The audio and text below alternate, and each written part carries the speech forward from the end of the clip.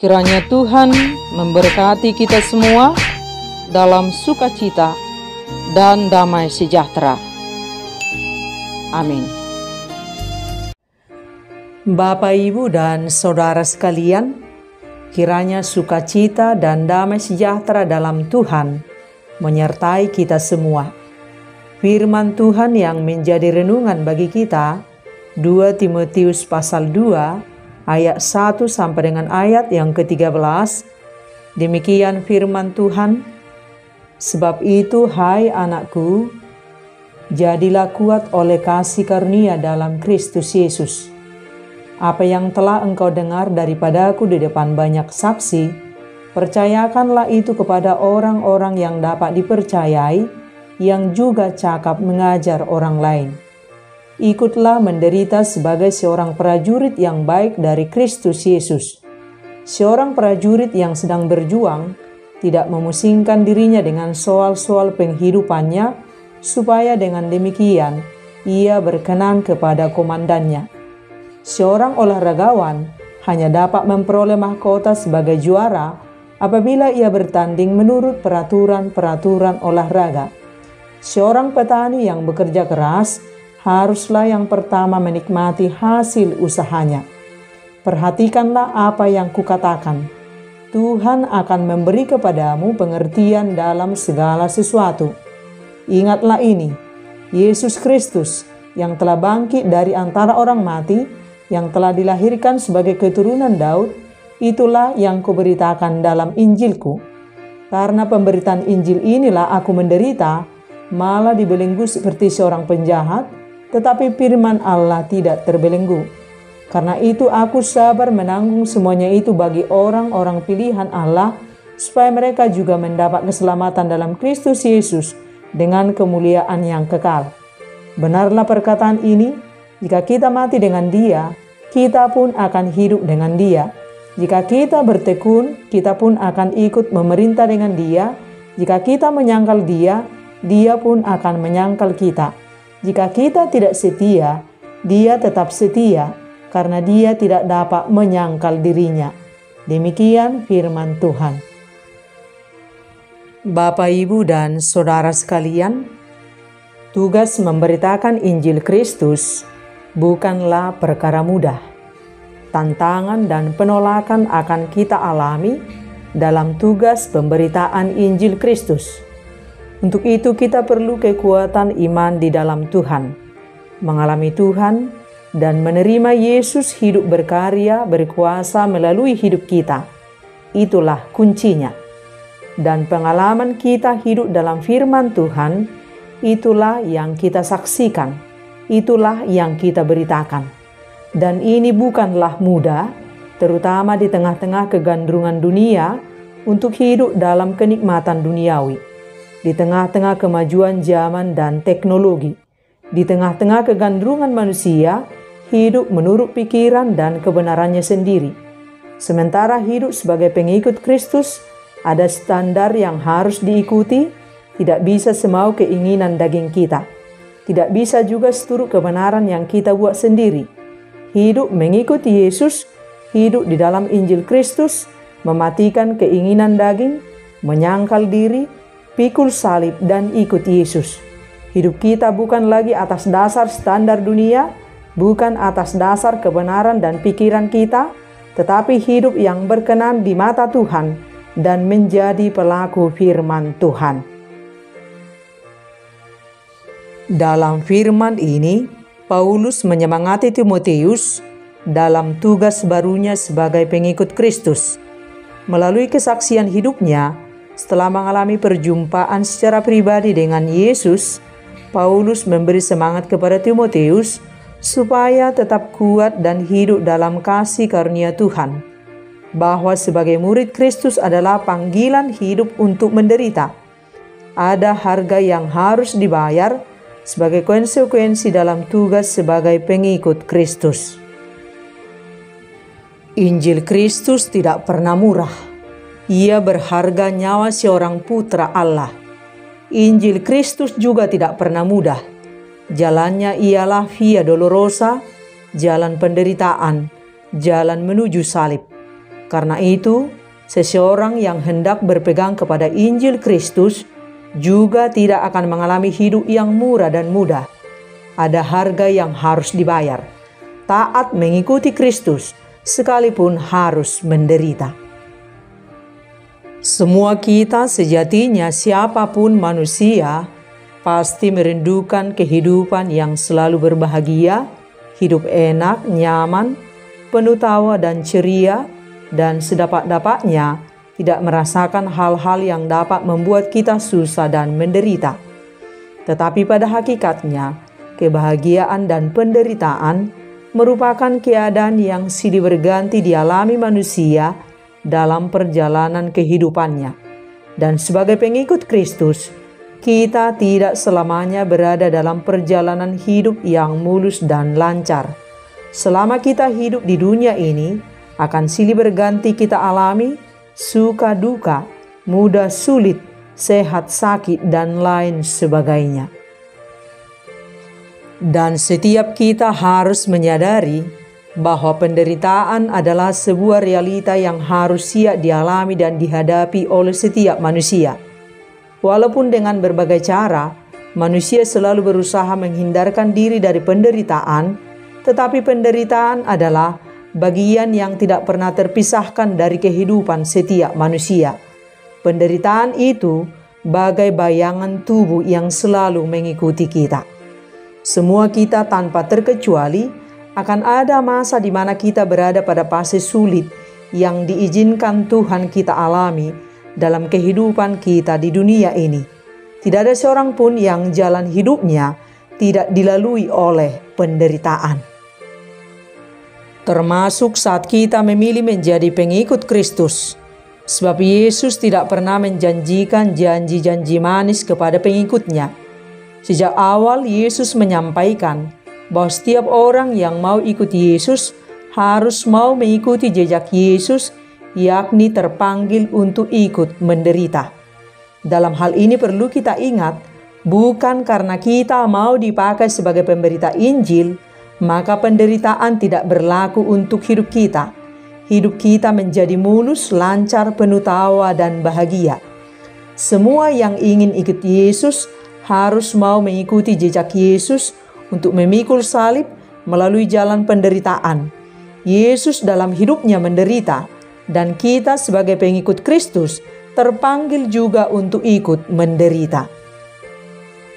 Dan jika selama ini kita menjadi pengikut Kristus yang selalu diiming-imingi bahwa hidup sebagai pengikut Kristus selalu jaya, selalu berkelimpahan, selalu mulus, lancar tanpa hambatan, inilah saatnya bagi kita untuk menghidupi firman yang benar.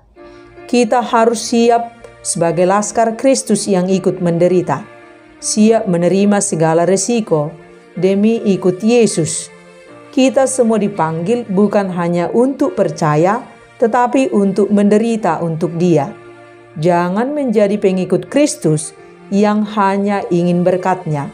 Jadilah pengikut Kristus yang ikut jejak-Nya. Kristus taat kepada Bapa sekalipun harus melewati jalan salib. Kita pun harus taat kepada Yesus sekalipun harus turut menderita. Sebagai pengikut Kristus, bagian kita adalah taat sekalipun kita sedang berjalan dalam penderitaan. Kasih karunia Tuhan cukup untuk kita. Dalam kelemahan Tuhan memberi kita kekuatan. Dalam penderitaan Tuhan memberi kita ketabahan. Penyertaan-Nya cukup untuk kita. Dan dalam firman ini diterangkan tentang salah satu panggilan dalam hidup orang percaya, yaitu panggilan untuk ikut menderita. Pelayanan Paulus bersama Timoteus bukan tanpa hambatan, banyak tantangan dan kesukaran. Maka bila Timoteus akan meneruskan pelayanan Paulus, ia pun akan menghadapi kesulitan yang sama. Namun Paulus membekali Timoteus dengan nasihat bagaimana seharusnya seorang pelayan Kristus bersikap. Paulus menyemangati Timoteus supaya tetap kuat dalam kasih karunia di dalam Kristus. Dan melalui firman ini ada 3 gambaran yang Paulus berikan untuk menyemangati Timotius dan kita orang-orang percaya dalam perjuangan kita mengikut Kristus, memikul salib dalam kehidupan kita di dunia ini. Yang pertama adalah gambaran seorang prajurit. Dalam firman ini dikatakan, seorang prajurit yang sedang berjuang tidak memusingkan dirinya dengan soal-soal penghidupannya, supaya dengan demikian ia berkenan kepada komandannya. Seorang prajurit tidak memusatkan perhatiannya pada dirinya sendiri. Ia penuh disiplin dan kepatuhannya kepada atasan tak perlu dipertanyakan. Dan seorang laskar Kristus fokus hidup untuk taat kepada komandannya, yaitu Yesus Kristus, supaya memperoleh kemenangan di dalam iman. Yang kedua adalah gambaran seorang atlet. Dalam firman ini dikatakan, seorang olahragawan hanya dapat memperoleh mahkota sebagai juara apabila ia bertanding menurut peraturan-peraturan olahraga.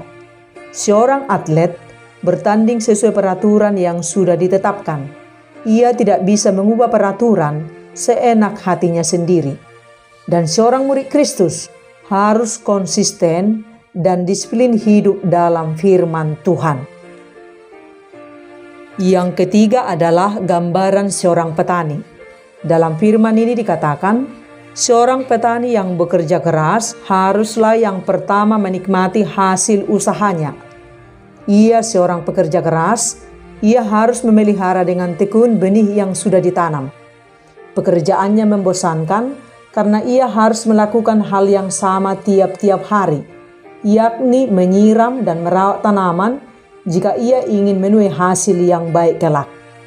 Dan seorang pengikut Kristus harus setia, tekun, mengalami Kristus dan menyaksikan Injil Kristus sebagai benih baru di lahan yang baru.